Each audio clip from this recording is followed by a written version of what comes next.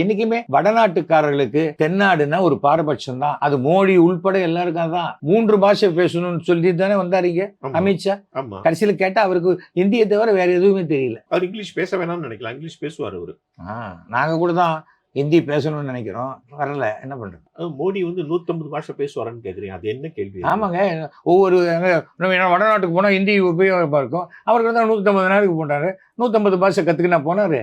போற இடத்துல ஒரு டிரான்ஸ்லேட்டர். இன்னைக்கு ஜப்பனீஸ்ல பேசணுமா உங்களோட, நான் தமிழ்ல பேசினா உடனே அது ஜப்பனீஸ்ல பேசும் இந்த போனு, அவ்வளவுதானே. அதுக்கப்புறம் என்ன நீ என்ன கத்துக்கிறது? என்னோட ஒய்ஃப் இப்போ 12 நாளைக்கு இதுக்கு போய் துபாய் ஜப்பான் போயிட்டு வந்தாங்க. இங்கே ஜாப்பனீஸ் கற்றுக்கிட்டா போனாங்க. இளம் வயதிலேயே எவ்வளோ முடியுமோ அவ்வளோ மொழிகளை கற்றுக்கொள்வது நல்லதுன்னு நினைக்கிறாங்க, அது தப்பா?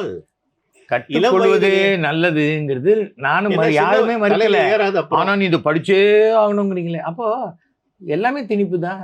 அது எப்படி ஏங்க? ஒரு அப்பா அம்மா வந்து உங்களுக்கு நல்லது சொன்னா திணிப்புன்னு சொல்வீங்களா நீங்க?